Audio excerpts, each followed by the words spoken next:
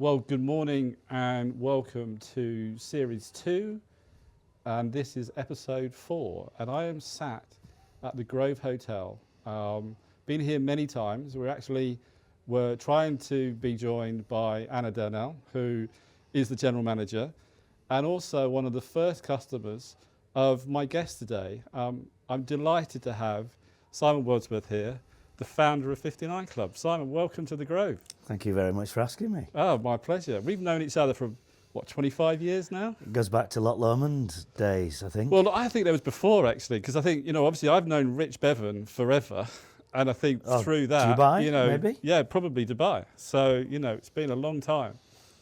Yeah, it would have been Dubai Dubai when he came out for the cricket. Yeah, I forgot about Dubai. That's true. So it's crazy. And, we just thought a perfect opportunity to get you onto the podcast, because if you look at what you cover with the 59 Club, it's certainly hospitality. So that takes care of certainly the wine and the golf. So Grapes and Greens, bringing again that connection together. There's definitely alcohol involved with 59 Club, and we throw a nice party. So yeah, that's pretty cool.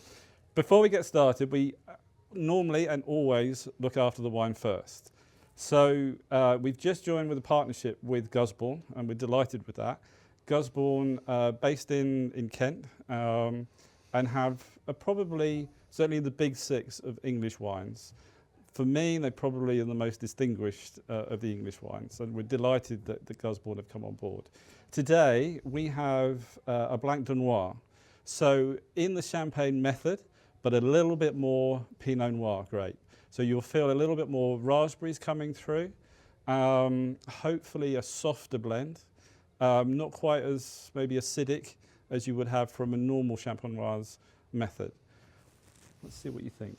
there we go.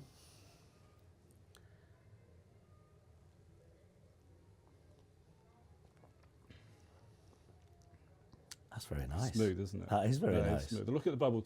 And also look at the glasses, not flutes. The way to drink sparkling wine now is in wine glasses. It literally allows the flavours to come out much more, because the more oxygen in there, rather than sticking it from a bottle into a tight glass, and then all the bubbles just go out and everything just like flows out. Here it gives you the opportunity to really enjoy and taste the wine like a normal wine. That's the beauty of it.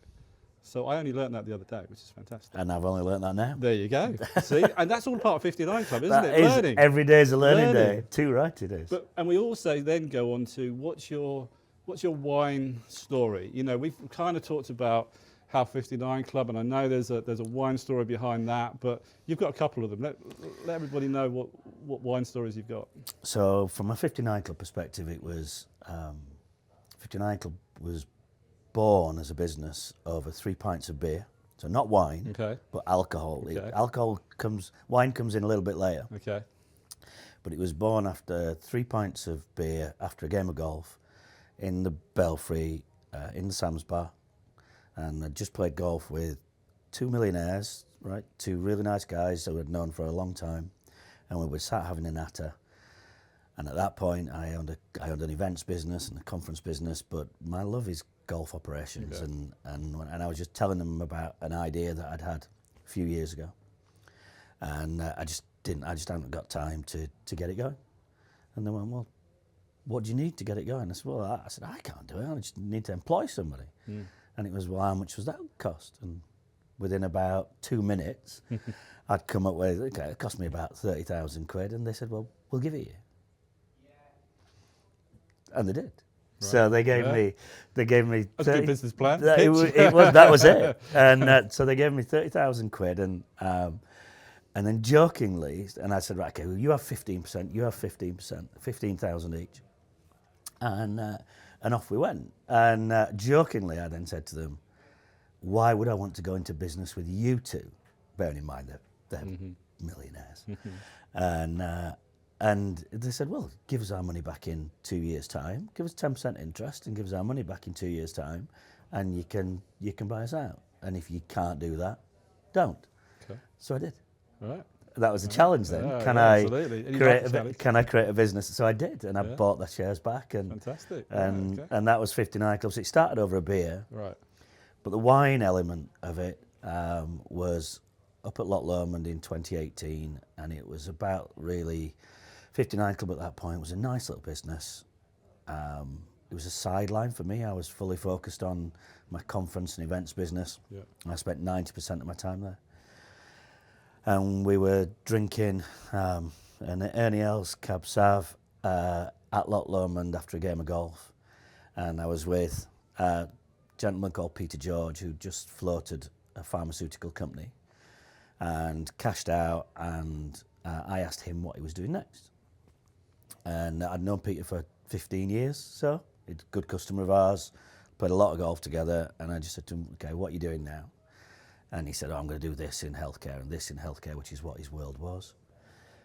But what he did say then is, I'm also going to set a little fund up and invest in things that I really enjoy. And I love sport and I love whatever. And then he started asking me about my business. And at that point, I'd probably not linked the two things together. And I just started saying, oh, I've got a conference and events business. And I'd built Aspiration Group up to 5 million turnover. Had 20 odd people in the office. It was moving a lot of people around. It was a business travel agency in essence at that point. Did a lot of golf days, but did a lot of business travel, moving people and pieces of paper around, selling other people's product. Tiny margin, a lot of hard work, huge cash flow going through the business, sleepless nights. So that's what I said to Peter. And then I said, and I've got 59 Club over here that has no competition. People love it. I love it, but I ain't got any time to spend on it. It's got a good team at that point. I'd got Mark Reed and Matt Roberts and Andy Etherington and Anne Edwards, people who'd worked for me at the Belfry and gone off doing other things, and I'd dragged them back in. And they were running that business, not me. And I said to Peter, there you go. And he went, well, why are you spending your time in that then? And I didn't really have an answer, to be honest, apart from I was. And he said, well, just bin that. I said, well, I can't bin Aspiration Group. It's 5 million turnover, it's this, it's that, it's the other. He said, yeah, you can. And so we kept talking and we kept drinking a little bit, more, and we came back to it the next morning and had another game of golf, and we did have another glass of red with lunch, and before we set off home, and I ended up being his first investment. By the time we got to next lunchtime, Peter said, well, why didn't you be my first investment? Wow. And I said, right, okay, and then we got into detail about what that looked like, and that's when 59 Club first started to. We set about with its expansion plans. That was end of 2018. There you go. All over a glass of wine. All over a glass of wine. Another reason Grapes and Greens come together. A lot Golf can happen with a glass of wine. The two things go hand in hand, don't they? Absolutely. I mean, golf is the single best tool ever for building relationships. And what that goes with it perfectly. Absolutely. You know, we were saying before, you spend 4.5 hours on the golf course, and then you come out, have a couple of beers, and then a glass of wine comes out, and then lifestyle, careers, just the conversations flow. And that's what we're trying to really drive forward with Grapes and Greens, is those conversations and bringing them to the podcast and also to the website and to other people who want to learn about Grapes and Greens, really. So to me, it's hand in hand. Yeah. We had David Shepherd on before, and David tells a great story, is that, well, I got the job at the Belfry because my dad gave Simon his first job in golf. Is that right? That is true. I actually gave him the job because he was a good candidate. But I got into golf completely by accident, and it was David's dad, a guy called Paul Shepherd, who was a PGA golf professional from Wigan. Right. And I was a South Yorkshire golf club called Hickleton Golf Club, working class golf club, busy. You'd have 50, 60 people outside your door at 7 o'clock on a Saturday morning to play the competition every Saturday and every Sunday. Right, just really busy golf club, wonderful club to be part of. And we'd had a golf professional for a long time who was coming up to retirement, and that was just, process was just happening. I'd done my A-levels, I'd failed my some of my A-levels, and I was doing them again. Okay. too much sport. Yeah. Just a bit of a little misspent youth. But I got a phone call one night. I was sat at home, and I got a phone call from the chairman of the club. I was junior captain, so I was 18. And What were you playing off this time? Were you I was off 4 or 5. 4 or 5, okay. Yeah, so I actually never ever got to scratch. Right, okay. Paul got me down to 0.6 in the end, and that's where by then I was into the PGA and off, so I never ever played off scratch. But I do now, so I'll tell you now. There you go. But I got a phone call from the chairman, which was, we've taken on a new golf professional, a guy from Lancashire. His children and his wife are moving across in September. This was April time. He starts 1st of May, something like that. Yeah. And he's asked me if I know anybody that I can trust who could look after the shop for a day and a bit. And luckily for me, Ken picked the phone up and rang me. Otherwise, I would have been, not that I'm knocking this, I'd have gone down trainee manager jobs. I love retail. Yeah, okay. I loved retail even then. I loved selling. Yeah. I'd had jobs selling sticks, selling, just a good door knocking and trying to sell bags of sticks to people and all sorts of stuff in my youth. So I love retail. I love that. I always did. And Ken thought of me. Yeah. And I said yes. I met Paul the next day. A couple of days later when he came across. And I was his first, in the end I ended up being his first assistant. We got on really well together.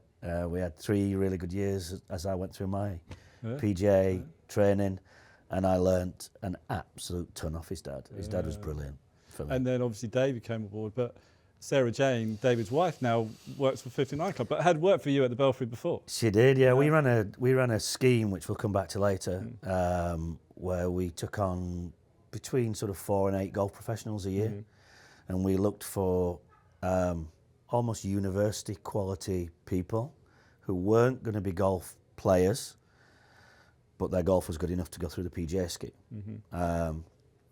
So we then, and Sarah Jane was one of those, David Shepherd was one of those.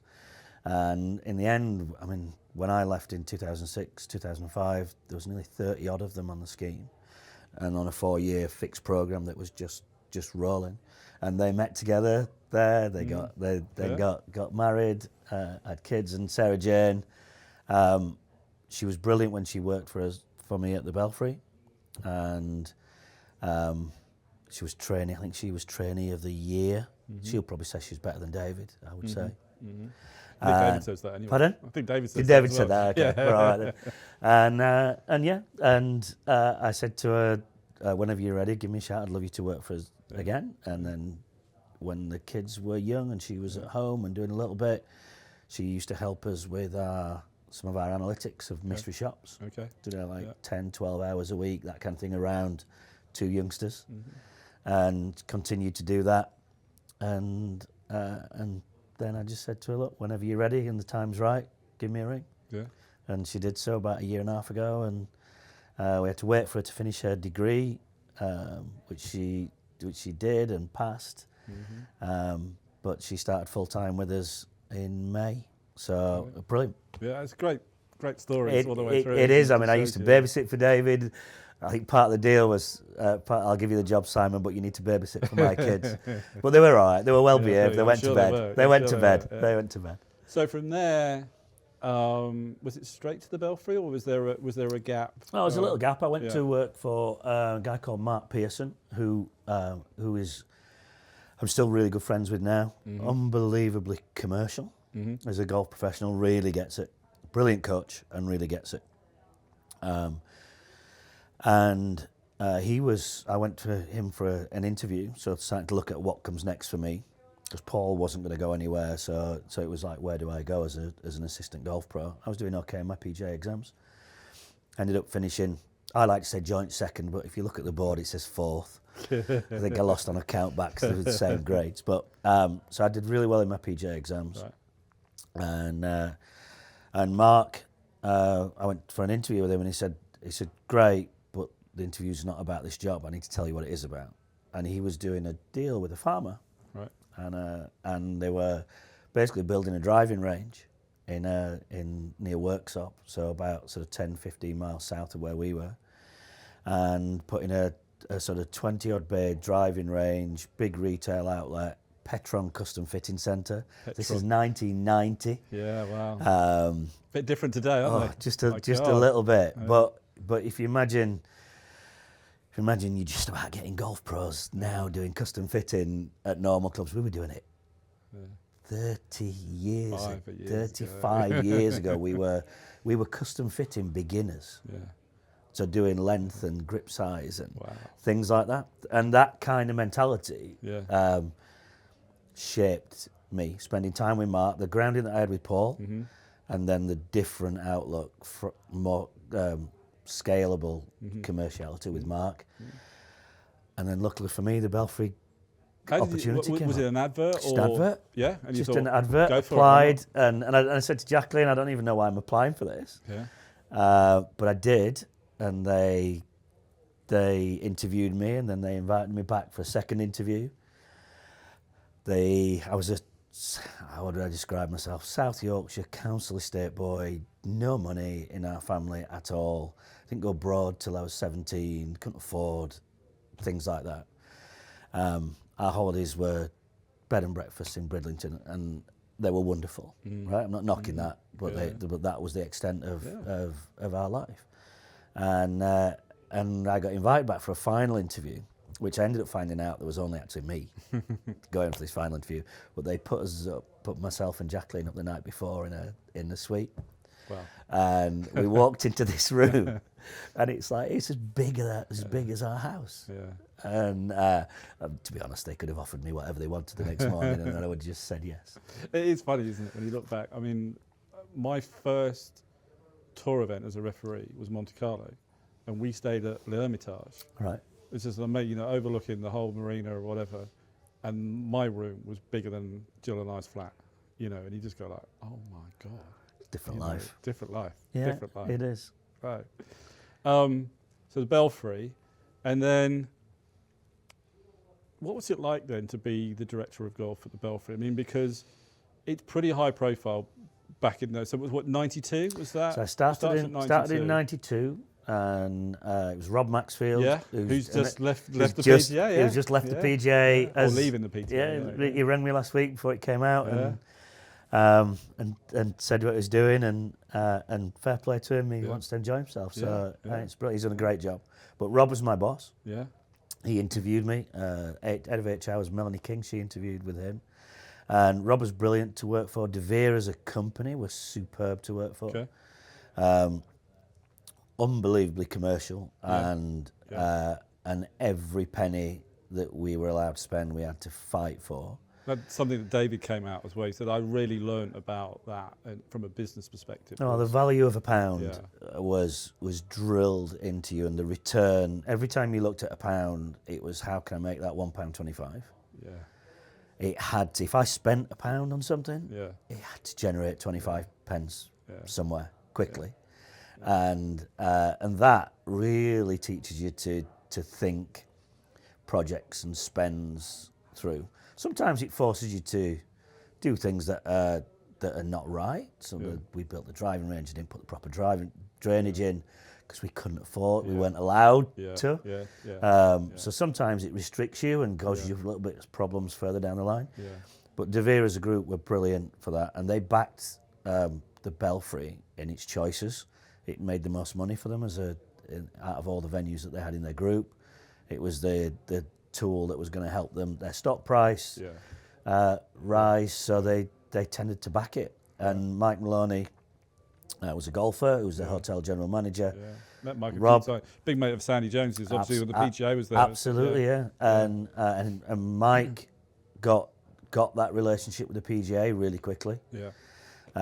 Rob was obviously looked after golf, and I was Rob's assistant, and I stayed Rob's assistant all the way through with various titles to when he left in the end of 2002 after Ryder Cup, and then I got to take charge for the last sort of 3 years of my time there, and it was brilliant. I mean, it opened at that point. It's probably one of the most famous venues in the world. It had Ryder Cup. 85, 89, 93, and again 2002. We'd had the Benson Edges for 5 years. English Open and tour events and senior tour events. Right, the learning experience was unbelievable for everybody all the way through. Whether you're at David's level and Sarah Jane's level, just as working in golf at that point, or mine sat talking with IMG about the early days of internet retail and stuff like that. I mean, you just couldn't write some of the. You look back now and you think, could we really have that conversation about retailing online in 2000, 1999, and we'll fulfil it from the back shop, from our storeroom. Really?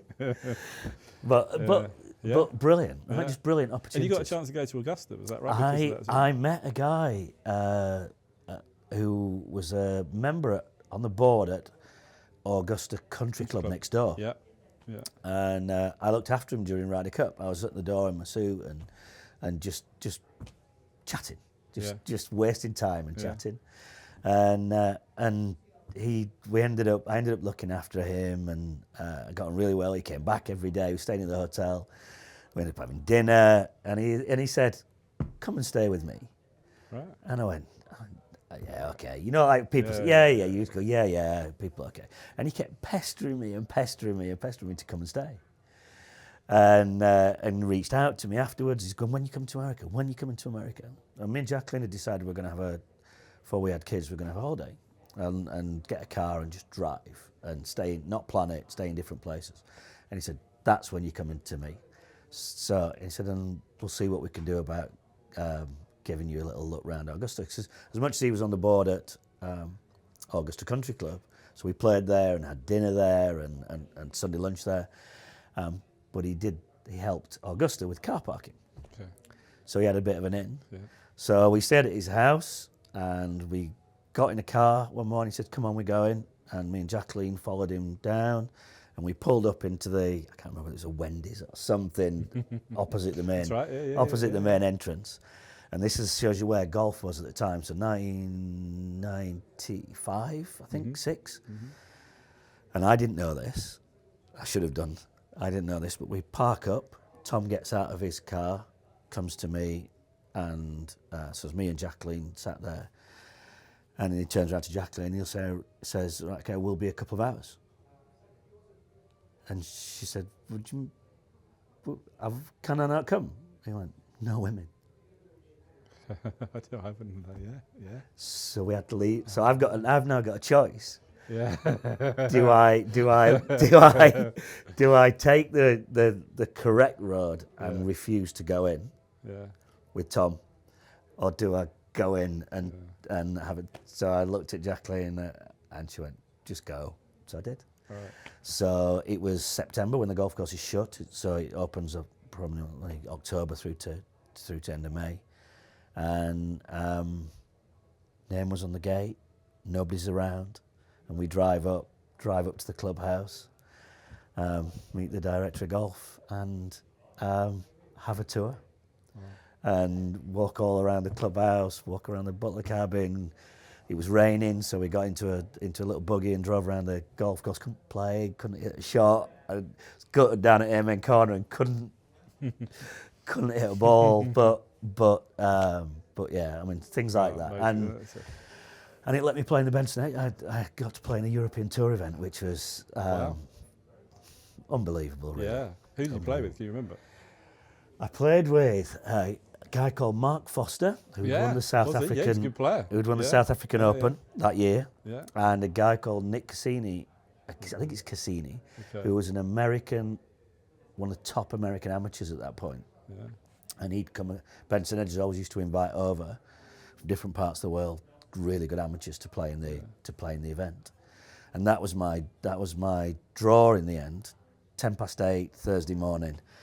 But there's a couple of nice little stories if you want them. If you beforehand.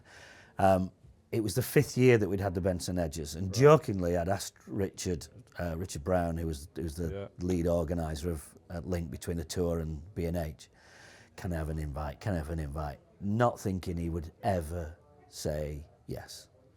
And it was the 5th year. We'd had the cancellation of the Ryder Cup the year before, and a difficult winter because of all of that. And the world was in a difficult place then. And I just got a call on the radio going, can you meet Richard in the golf bar? So I came down to Richard, sat there having a coffee, and he went, you playing? This is February, the tournament's in May, and I ain't hit a ball for whatever 3 months. And I said, what do you mean I'm playing? He said, you can have an invite into the tournament. Wow. So I said, no pressure yes. then. No pressure. So I'm going wrong. I was a decent player, but I was a part-time player. I'd work 70 hours a week before I hit a ball. Yeah. And then I'd turn up play and I'd do okay. I was, top 30 in the Midlands, and I'd play in this and play in that. And Open qualifying, I got to four times. I got to final qualifying of the Open. So I was all right, but I was a part-time player. Yeah. So all of a sudden now I have to be a proper player. And everybody was excited for me. And about 3 weeks before the event, obviously everything's starting to go up, and I get a call. There's a bit of a problem on the first tee. So off I go. And I get out there, and there's about 40, 50 greenkeepers and golf operations staff. And they're all around the first tee. And obviously the Benson Hedges banners are up, and it's Seve and Faldo and whatever, and highlighting who's playing. And there's this big 3 metre by 1 metre banner on the first tee, fixed in a steel frame. And the right-hand side of that banner, it's all in Benson Hedges black and gold colours. It's got Faldo, it's got had Faldo, it had Ballesteros, and it had Westwood on it. There's pictures. And the slash on the right-hand side, it says, for 2 days only, Simon Wordsworth. And they were all, I'm not going to swear, but they were all enjoying themselves. And it was brilliant. And that just made it really, it just made it fun. Yeah, that's how you have to do it. And then what did you shoot? Do you remember? I do remember very well. I shot 84, 82. Right, okay. Right. Yeah. I shot 84 with 14 pars. Wow, yeah. That's the difference, isn't it? Which is an interesting one. Yeah. And I started with, played with, I was really nervous. Yeah. Right, my hands were, to say they were shaking is an understatement. I couldn't even line up the logo of the ball to the middle of the fairway. Right, I just couldn't do it. But I hit 3 iron, 9 iron, 5 iron, 9 iron to the 10th, and just missed for birdie. Right. Foster made 6, Cassini made 4, right? 2 over. Okay, I'm all right. I'm not last already. Get to the next, 11th, Cassini makes 6. I make 4. I hit driver 3 iron to about 15 feet, missed it. So it could have been 200 at that point, but it wasn't. It was level. So both two guys, 2 over, and it was really windy. It was blowing an absolute hoolie, so it was difficult. I think cut was about 4 over that year. So it shows you how bad the weather was. Yeah. And it was early in the season as well, so cold and not it was Birmingham in the end of May, second week of May is a tough ask to get a tournament ready. But we get to the 12th tee, and there's a guy in front who's at it out of bounds. So it's 212 yards off the back tee, and we've got to wait for him to come back. Out of bounds left, wind into and from the left, so you've almost got to hit it up the line of the out of bounds and just drift it into, because there's water on the right. So we would stand around waiting, and there's a lot of people watching me, and the people who I know are following us around. It's my honour. So I've got to put the ball down, and don't ask me why. Bearing in mind with 2 holes in, it's probably because we've stopped, right? And all of a sudden I'm shaking, right? I'm back nervous again. And I'm hitting forward in the end. So you're either hitting 1 iron, 2 iron, or little wood. And so I got to hit it. And about 50 yards in front of us, so I'm here, T's here, is the Toyota Corolla for the hole-in-one. And I bottom edged it out the bottom groove, straight into the side of the car. Massive noise. Ball flies up. Luckily for me, it goes the other side. And in the end, on the downside of the ladies' tee, knock it on and nearly hole it for 3. But do that, and there is a silence around the tee. Nobody really knows what to do before somebody laughed, and then everybody laughs, and so there's a dint in the side of the door. Benson Hedges was on BBC TV at that point, but the morning was never on television. The afternoon was on TV. So by the time everything gets round and Simon's got the car and all this kind of stuff, people think I've got a hole-in-one and congratulations. No, you don't want to congratulate me. And the following day, you've got Peter Alice with a camera, dint in the door. This is Simon who hit it yesterday. It went so far away from the car the following day. But there's one other story that I forgot about the Benson Hedges. I took 8. The reason I shot 84, I took 8 on the par 3, the 7th, 3 holes from the end. Yep. And you think, how can you take 8 on a par 3? Yeah. So I hit 5 iron straight at the flag, and it hits the revetted face just in front of the bunker. Only 6 foot. Flag's only 4 foot on the green. I'm only 6 foot from being superb. Drops down, I splash it out, it hits the rim, the lip, comes back, hits me, drops down.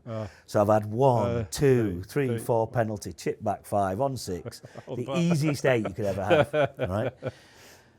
But 3 months later, I'm doing a centre spread for the Sunday Times on how to play the golf course with journalist, cameraman. Yeah. And we've played the first 6 holes, get to the 7th. And I say to them, there's no point in asking me how to play this hole, right? Da-da-da-da-da-da-da-da, easiest 8 ever. Stand there and hold my 5 iron for a hole-in-one with a cameraman and a journalist on the 7th. And that's what the Belfry gave me, right? Yeah, that's great. Gave me experiences and stories like that. But it also, coming to the darker side as well, is that as much as they're lovely, and as much as, I had some lovely times at Loch Lomond, there's also quite a lot of stress as well. Running that job, as you say, from a fiscal perspective, you're under a lot of pressure to make sure everything, making money. You've got a lot of staff. You're under the spotlight a lot. And when we kind of reconnected was when I was just going to Loch Lomond. Yeah. And you were just coming to be a member. 2007, 6. Yeah, 6, 7, right on that cusp. But that was really driven by you not being very well, was it? Yeah, my time at the Belfry didn't end great, really. The Belfry had sold as a group, which sold for 194 million. The Belfry itself had been sold for 194 million to an Irish billionaire, a guy called Sean Quinn, a really nice guy. Met him a few times post sale. But it was a really stressful time. The sale was stressful. The lack of sort of coordination, lack of due diligence, all that kind of thing. Nobody, bearing in mind I was in charge of golf, nobody from the Quinn Group came to talk to me in the due diligence for that business. And you've got to put into context, we'd not been spending any money on the complex for 2.5, 3 years. Right. If there was a crack, we papered over it. It was,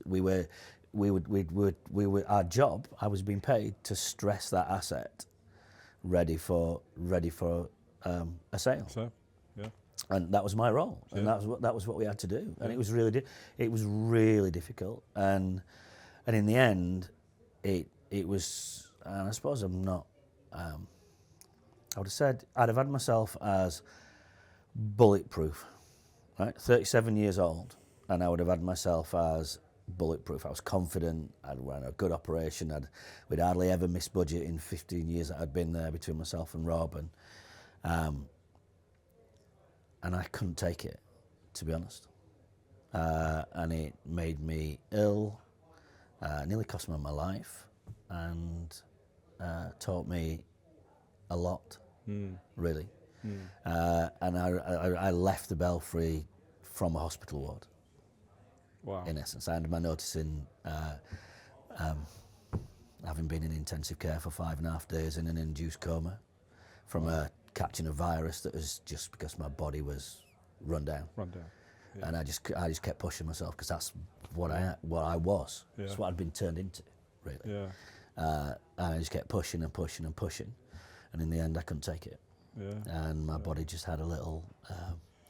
Why don't you have a rest, Simon? Yeah. It told me. Yeah. But everything has maybe a reason, and it's kind of a stop, and then rekindled. You think in that fact, because around about that time was 59 Club kind of in the back of the brain going, this is maybe where we Yeah, I if wanna go? if that had not happened and I'd still been at the Belfry, There you go. it was something that I was starting to look at. So I was starting to look at what data can I gather on how my team are presenting my brand. Yeah.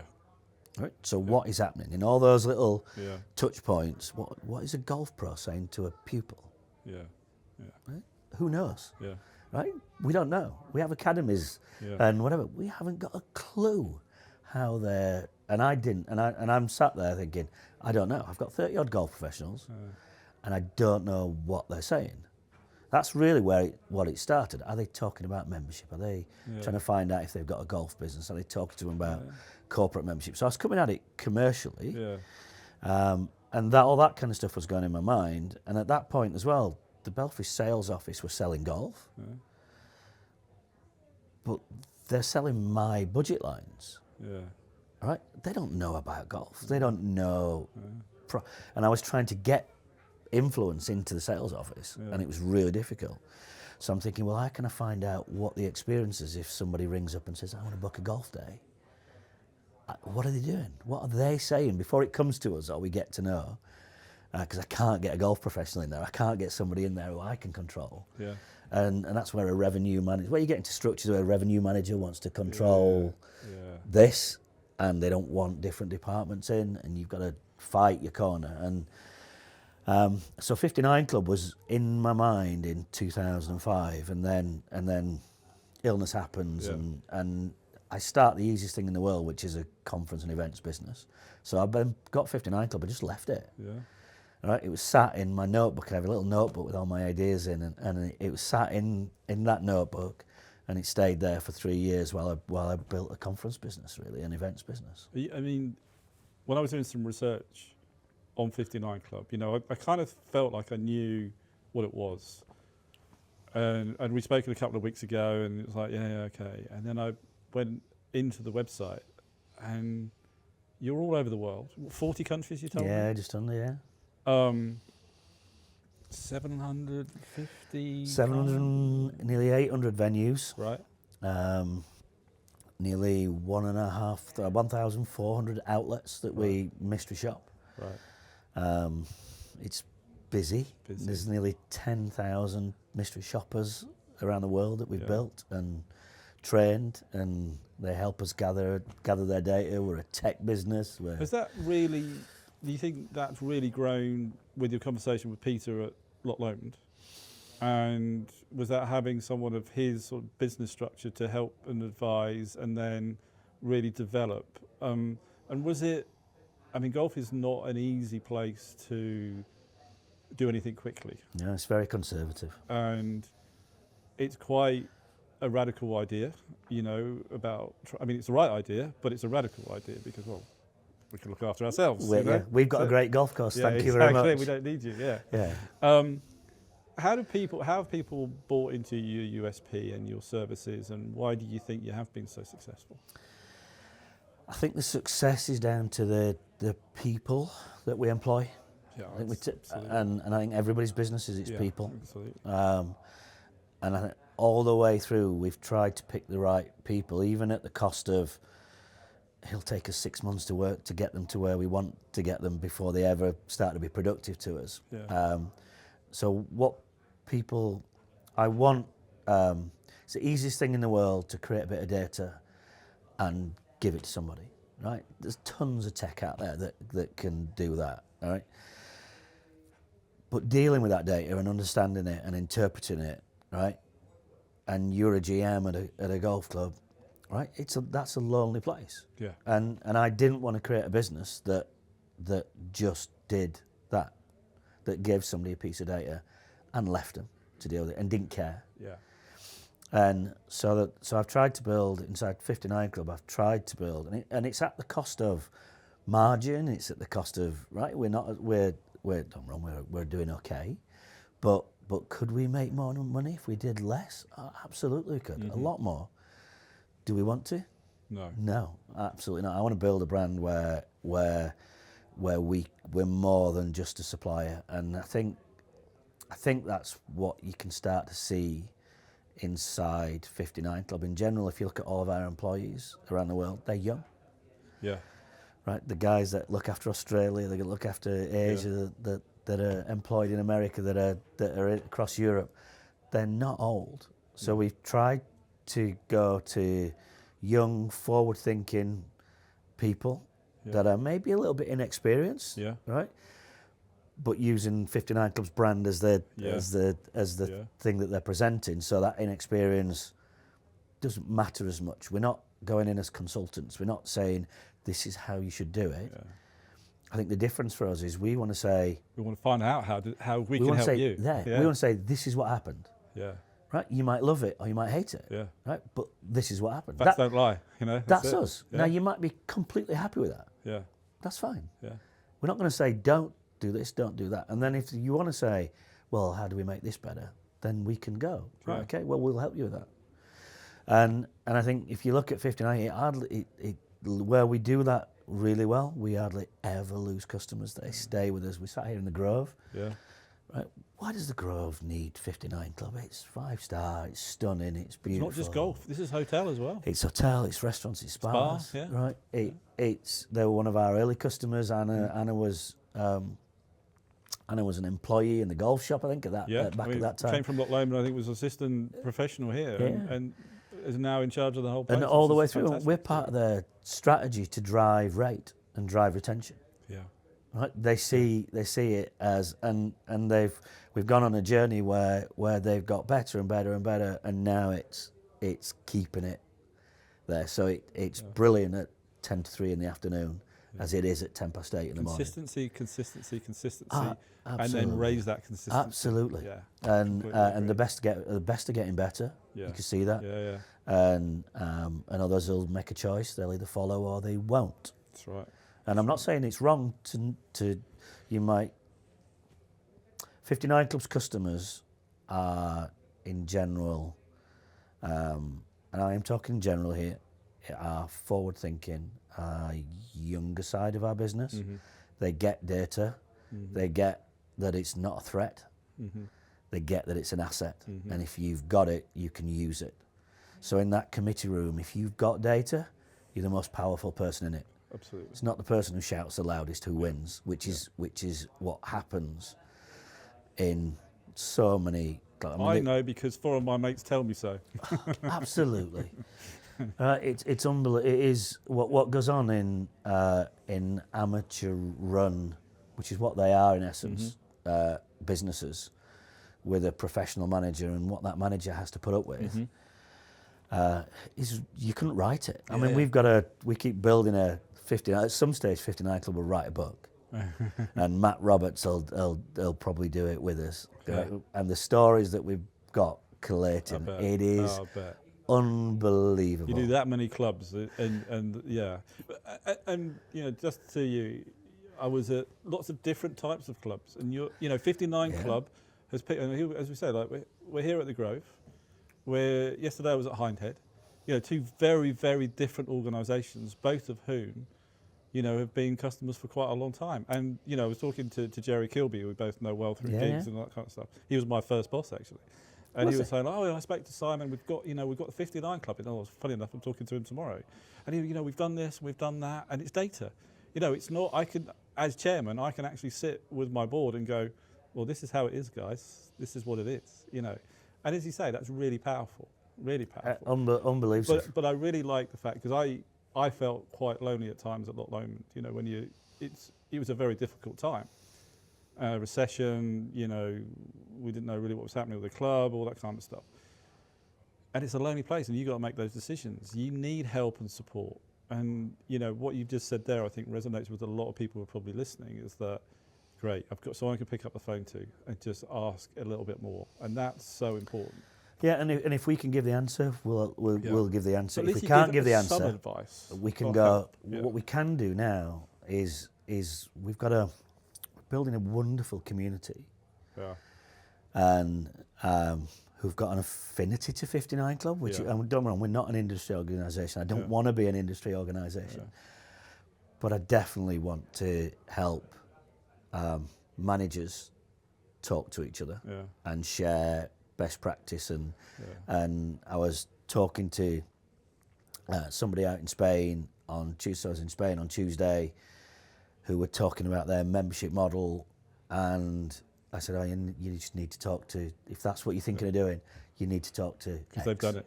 right? They've gone through that problem. And whatever. give you two or three people who you can go and talk to, and it's like magic. Yeah. That leads me on quite nicely, because one thing you have brought to the industry, and it seems of really growing legs, and obviously because you're now 40 countries, global, wherever, is your industry awards.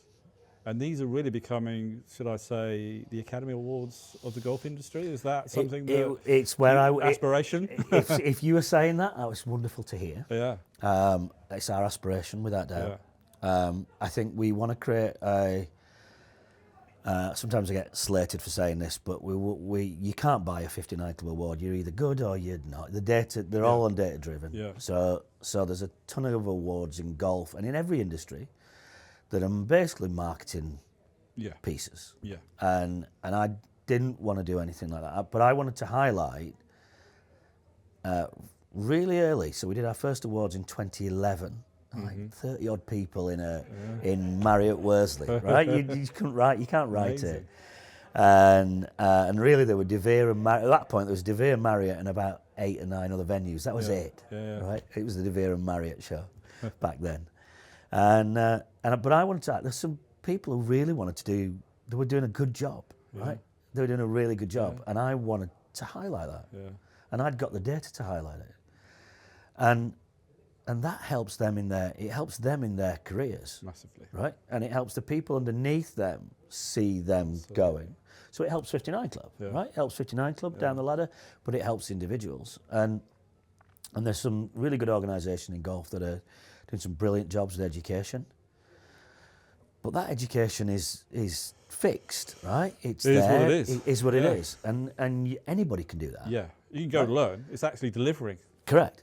And we measure whether it's delivered or not. Yeah. And what I loved about it was Wine and Earth. One of my first accounts was Gullen. In Scotland, we sort of at Kingsbarns, Gullen. Got a toe in at Scotland, which is great. And Gordon Simpson introduced me to Stephen, who's the house manager, and he was the runner-up in the best house manager of the year. He was so proud of that. He said, "Look, one of the, I really love 59 Club. I was second. What's second?" And you go like, well, that's great, because it shows that it really means something, because in my peers, I'm recognised. Yeah. And I thought, that means a lot, And you can see that. Yeah. And it's sitting in people's CVs. Yeah. It's as part of their 100%. presentations for jobs. And that's great for us, because in general then they take us with them. Yeah. And that's the way we want to. That's the way we want to grow. People by people. Exactly. And our goal, at the minute, we've got 10 59 clubs around the world. There's Australia, there's Asia, there's Middle East, there's 4 in Europe, there's You were telling me earlier, UK, Canada and US. You're going to have, we can't say the country, but you're going to basically take over a whole country. Is that There's right? the potential, I'm going to be careful what I say, there's the potential for us, to be involved in a almost a countrywide deal. Amazing. Where those venues in that country work towards bronze, silver and gold flags. Right. And everything that goes with that, which is, so you can build bricks and mortar's wonderful. Anybody can chuck money at a complex. Anybody can chuck money at a complex. You can build whatever you want, as good as you want, wherever you want. If you build it, they'll come once. Okay. Right? If you serve it, they'll come back. Yeah. And that's us. Yeah. Really. Yeah. And you said something earlier on where it's all types of venues. We've got and it is my old club, right? Hickleton Golf Club, a tiny golf club in South Yorkshire, right? They're not expensive. It's £45 to play golf. Mm. But they want to be the best £45 in their competitive set. Mm. They want to be, if somebody's got 45, 50 quid to spend on a game of golf, they want them to choose them. You know who I thought was brilliant that you've got customers is the caddies. Interesting. Now that's brilliant, because when I was at St Andrews, obviously the whole experience at St Andrews can either be ruined or just made the best experience of their life through one person for 4.5 hours. That caddy, if that caddy is brilliant, that's the one thing they remember. And we used to get all the data back from there, and that caddies was so important. So buying into the 59 Club tell me again what's the association? It's Caddy Clubhouse. Caddy Clubhouse. So Jonathan Smart, European Masters, Danny Willett's caddy from the Masters, and a couple of the guys, Adam and the guys and Sophie, and they've set it up. Yeah. They've set this business up, and I got to know them about a year ago. Right. And started talking, and we have got a caddy mystery shop. It's part of our standard product, but we only do it in Asia. Right. Yeah. Right. We did a little bit at Wentworth a few years ago, but it's not a product that anybody sells or talks about. But it's part of our standard product in Asia, because you're talking 4.5 hours in Scotland. In Asia, you're talking 6-7 hours. A caddy's going to be with you. And what they're saying and what they're doing and how they're behaving is really important to those owners and those businesses. And so I've always thought that we need to take a bit more of an interest in that. And I got to meet Jonathan. We started chucking stuff around, and they showed me what they were doing with their training program. And he saw the customer service side missing from it. We're never going to be caddy trainers, but we can definitely develop their service skills. So the two things go brilliantly together, 100%. And it'll be really interesting over the next few years where that goes. And what was really interesting is when you look at pace of play and things like that. When we did our global awards at the Belfry 2 months ago, we did a golf day. Every group had a 4 caddy, which Caddy Clubhouse delivered. Pace of play, 4 hours, 10 minutes. Cool. That's 5 more full tee times at full rate before a twilight rate kicks in Belfry money. Right? If anybody wants a return on investment on what that kind of thing could do, right? And that's better than tech, right? Oh. Don't get me wrong, I get great. You've got to have it, right? But how you use that tech and how you use your gut feel. Absolutely, but the power that individual can have, and the stories that they can tell, if you do it right, it is. I think it's at the top end of the market. It's the bit that will make people talk about you. So we're going to have Dan Costello come on in Series 3, and Dan heads up Caddy Master. Okay. And obviously part of Troon, we had DJ Flanders. And, I was saying, are you kind of a cookie cutter where you just bring everything to Asia? He's going, well, no, actually, from a caddy perspective, we're seeing more Americans go to Asia, and we're going to have to train the caddies slightly differently. It's not all about the Asian market now, it's about the Western market going to visit Cambodia and Vietnam or wherever, and they're expecting one thing as a caddy and trying to work out what that is in that country. So as a management company, how are we delivering the service that our customers want? This is interesting. It's fascinating. And you've got the first caddy program starting properly in the Middle East at Al Zahar. Okay. So that's going to be really interesting how that goes, and the amount of work that those guys, they're a golf flag venue for us, they work on, but so if they take the same work that they've done into their golf operation and put that into their caddy program, then people will make that little trip, that extra distance to go to experience it. Yeah. So that's what it's all about, margins, isn't it? It is, yeah. Little margins. And with that, golf is booming, we're told. Since the pandemic, it's come out. Younger people are playing, which is great. Market is changing. It's difficult to get tee time. And tee times are going up because obviously supply and demand. Are you seeing that is the data showing that we are, as a golf industry, delivering good value for money? I think prices have gone up, being honest. But without doubt, prices have gone up. Has service level gone up alongside that? A little bit, but nowhere, not in the area that it's been, that the green fees have gone up. A lot of golf clubs have taken they're taking the opportunity, rightly so, right? The market's going to drive the prices, and if the market's heading that way, you go with it. costs inside again, different things in different parts of the world. So I mean, it depends whether you're asking me about the UK hat here or you're asking me about a German hat. Well, you're or worldwide now, you know. But I mean, it's different horses for courses. But generally, as golf, if we sort of say golf is a sport that is delivering good value for money overall, do you think it is? Yeah, I think golf's got to. I think most golf clubs are starting to get it, that they've got to look after their members more. I don't think they really understand what that really means. Yeah. Right. But they're getting. I think they've figured out that they've got to do something. Okay. And the good ones are going full on into that and using that to drive rate again. Yeah, yeah. And others are playing at it, right? Yeah. Which is fine, and they'll either get dragged along or they won't.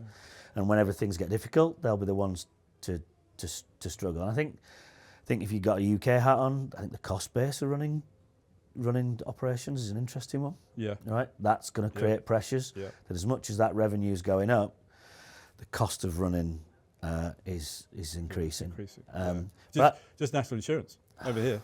Just that. You know, like, you've got 50 odd people. That's going to put a lot of, off your bottom line, isn't it? And I think golf's got a wonderful opportunity in that health and well-being space. And if it takes that and it becomes that place in the community that you can turn up and you've got your couple of 3 simulators. So I've just walked through Watford and there's a golf place in the town centre. Why can't that golf club that's half a mile out be that place to come and have dinner, hit a few balls in the golf simulator and go?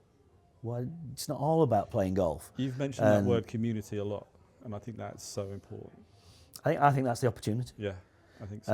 And depending on how competitive you are, you might be wonderful. If you've got a brilliant golf course out there, you're always going to be able to do what you want. Yeah. In general. But the expectations are still high. They are. Everybody's going like, and you've got to keep it. But people will put up with it. Yeah, I know. Right? You'll get away with, I'm going to say you'll get away with murder. Yeah. Right? Almost, if your golf course is outstanding. Yeah. And people will mourn, and the members will mourn, and the visitors will go away going, yeah, great golf course, but they'll still come back. Yeah. And I think you'll win in that. But everywhere else is competitive. Yeah. This leads on perfectly to kind of our last question, apart from the two questions we ask everybody. Okay. And first, this question I think is dear to your heart because it's really a case of saying, what's the innovation? Where are you going next? Because you're driving data, you're driving performance. Where are you driving performance for 59? So what's next for us? Yeah. I mean, I suppose there's three things. Number one, there's still a lot of people around the world who have not got a clue what 59 Club is, what we do, right? So we've got a full-on job to do that. Yeah. So as a business, get everybody to listen to this for a start. And I'll try. We'll share. So I've got a job. We've got a job just to do that. Yeah. But without doubt, and there's two things going to happen. We're in the AI space for the first time now. Really we've taken our time to do that, and we launched something on January the 1st that we'll release over the next 4 to 6 weeks and start talking about what we're doing, which is all about giving that manager more tools to understand the data. So we're coming at AI really not from a saving cost perspective. We will look at, can it help us in the back part of our, we are an admin heavy business. Will it be able to help us? Yeah, probably. Yeah. And we don't want to sacrifice what we do, but we'll definitely look at that. But our focus to start with has been how can AI interpret that data? If you make a decision, the people listening to us, you, me, if you ask us, we'll probably get that decision right. We understand the golf industry, we know what we're doing. Yeah. We would probably get it right. But if we are armed with all the data, be it subjective, non-subjective, what our staff think, you add that into our gut feel, and you've got the best decision-making process that you could wish to have, and the best place to fight your corner, defend an action, or to drive capex 100%. or whatever, wherever that business needs to move. So that's interesting, and what that looks like in the future, God knows, right? Exactly. I played golf with a guy in in Spain on Tuesday, who's one of Amazon's top AI experts, right? And he's on his own. He does not know where he's going, Wow. right? Yeah, And scary. it's his job, and therefore, what do we know? Yeah. Right? Yeah. We know nothing of its capabilities, and I think we've got to dip in, figure out where we can use it, and do it. And that's so AI is probably the obvious answer you'd expect from me being data, but the other place for us is of the years of going around and talking to general managers. Their biggest benefit is their staff, and their biggest issue is their staff. And going back to when I was at the Belfry 30 odd years ago, I created a scheme to get young 21, 22-year-olds straight out of university, bring them into a golf operation, busy golf operation, sweat them in the summer, and then send them to other parts of the hotel in the winter. Send them to reception, to Porter's Lodge, to kitchens, to housekeeping, to Bel Air nightclub. They like working. They like working in the Bel Air nightclub. And we put a program together, and the best ones we sent off to Dubai. We ran a little league and a competition, and we sent them off to Dubai, and we did that. That's how I used to run my operation. Yeah. Well, the advantages are unbelievable. If you look at where those people are now, right, they're in some unbelievably brilliant roles, and I'd like to think we played a tiny part in shaping the way that they thought, just like Paul shaped the way I thought, and Mark did. I think we've played a little part in where they are, and those same issues are still there everywhere in the world I go. I get to travel loads. It's wonderful. Their biggest issue are their staff. And so for a while we've been chucking around, why can't we've got all these forward-thinking managers around the world. They want really keen staff. A lot of those businesses are seasonal. Aren't we in the best place to get them together and go, well, I'll tell you what, come and work for me for 3 years, and then the next 3 winters, go to Australia, go to Thailand, go to Dubai, go to Canada, go wherever the visa situation allows us to do it. And then you imagine coming in as a 21-year-old from doing your sports business degree or your hospitality degree or whatever, agronomy degree, and then spending 3 summers here at the Grove, then going to those 3 different places, different business models, different cultures. Every time you come back, you're going to be buzzing with ideas, with different, and it's going to be. We did this, we did that. Absolutely, and it's going to improve that business back. It's going to share best practice. So, 59 Clubs Academy, as it will be, as it launches next year on April the 1st. Its first product will be its global internship program. Fantastic. We're busy talking to venues now, and we've got some unbelievable venues lined up to be part of that program. And we're now starting to work on the interns that are going in to it. Amazing. And with a bit of luck, our first cohort, we don't really want it to be more than about 40 people. They'll start on April the 1st. It looks like our venues want more than 40, but we're going to try and get them, just because we want to do it right. We want to do it really well. And we're going to put a leadership program together for them for 3 years. We're going to put a 59 Club education program together for 3 years. Get them to do some projects in operation over those 3 years. All of my feet on the ground, our regional businesses are going to look after them. Brilliant. So well-being and stuff. So you imagine those people at 24 years old, how employable they will be. I'm not saying they're going to sit there and be able to demand. No, not have the leadership skills quite yet. But they're going to have a lot of knowledge. They're going to be fast-tracked into senior positions, and our venues know that, and they know that if they join the scheme, they're going to be able to pick their. I think that's brilliant. Pick their staff. That's really exciting for me. That is really exciting. So we always ask, if you won the golf lottery, you got all the money in the world, but you can only spend it on golf. What would it be, and why? I would do exactly what Peter did to me. So I was thinking about this when you sent this question to me. I would set up a golf fund, right? And I would the journey that I've gone on as a business owner, having been an employee, and the freedom it gives you, there's tons of stress and paying people's wages and mortgages and you not taking any money because you've got to pay other people. Mm-hmm. Like the stress that goes with that is borrowing money off your mum and dad to pay yourself. The stress that goes with that is all worth it. And I would create a golf fund, and I would be a business partner to invest to people who've got ideas. Fantastic. And an investor. That's what I would do. Yeah, that's really good. And the last question is, if you had one game of golf left in the world, or in your lifetime, and where would it be, and who would it be with, and why? So, not the obvious answer, because the obvious answer would be I'd go and play golf with my two lads. Mm-hmm. Right, so if they're listening, then Callum, Kieran, right, it would be you. It'd need to be a wide golf course for Callum, and it'd need to tighten up at 300 yards so I could stay close to Kieran. But parking my two wonderful lads, it would. If I was staying over somewhere, and if I wasn't staying over, the answer would be different. So if I was just going to play golf, it would be Royal Birkdale. Really? It's my favourite golf course by far. I think it's one of the hardest. When it's windy, I think it's one of the hardest golf courses to play. It's making you shape it both ways, high, low, left, right, everywhere. And I just love A venue for the Open Championship Birkdale, next year. and it is a venue for the Open Championship next year.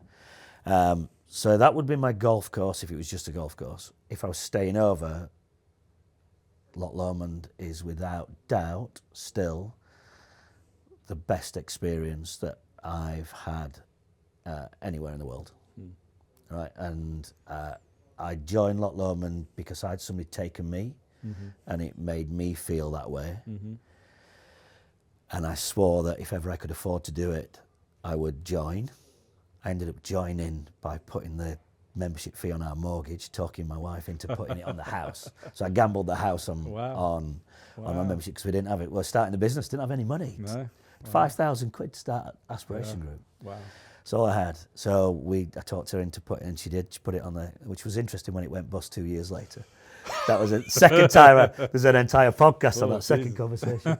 But it would be Loch Lomond. It makes you feel the way it makes people feel the first time you take them, whether you are the most well-travelled chief exec going, or whether you're a UK sales manager and used to staying in travel lodges on your travels and whatever, and getting the odd nice invite in golf.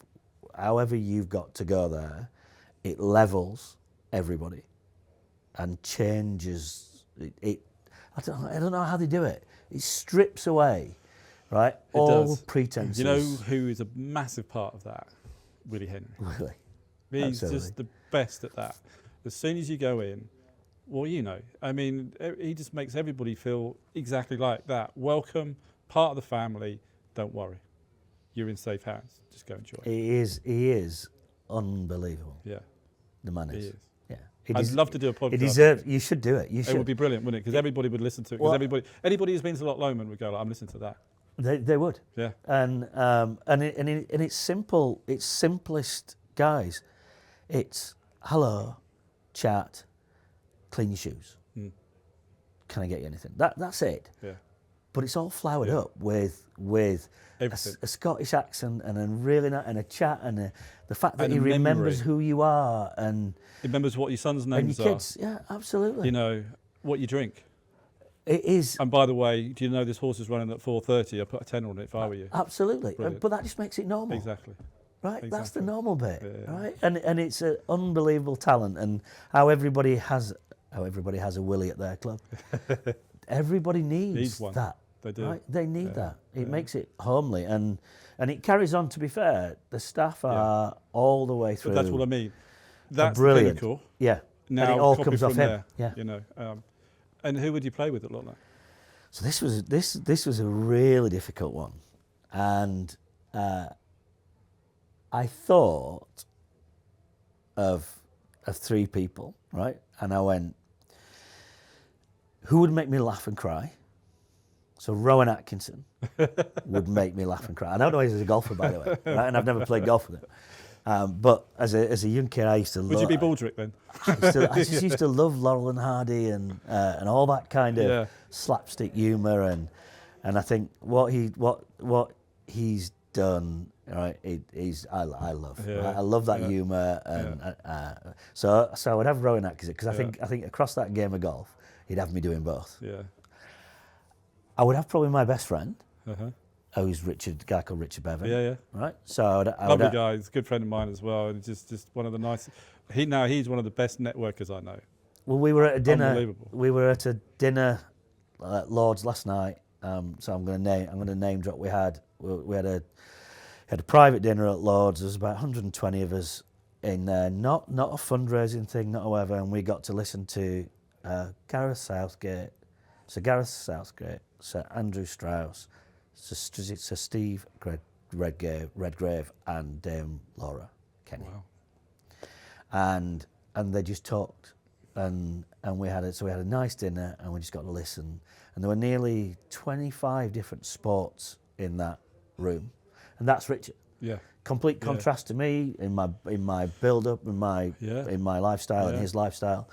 But somehow we get on. I taught him to play golf, and we get on great. So Richard would be in my decent golf player group. as well. He is a good golfer. Yeah. He is a good golfer.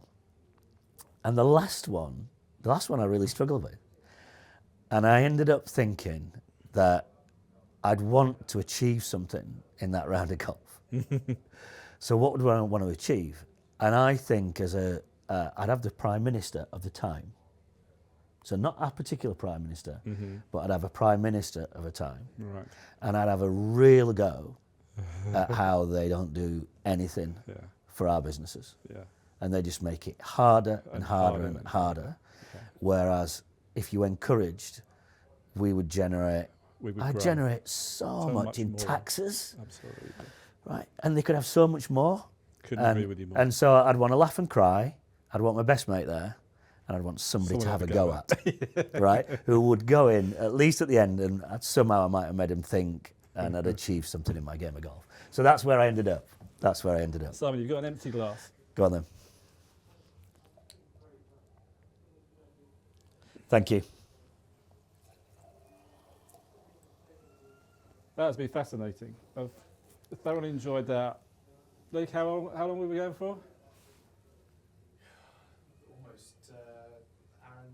Hour and 20 minutes, and it's been really enjoyable. Thank you very much indeed. Some great insights, That's and all right. we look forward to hearing it. That's right. I hope people enjoy it. I hope it passes a difficult drive home. There you go. Cheers, mate. Cheers, mate. Thank you. Is that any good?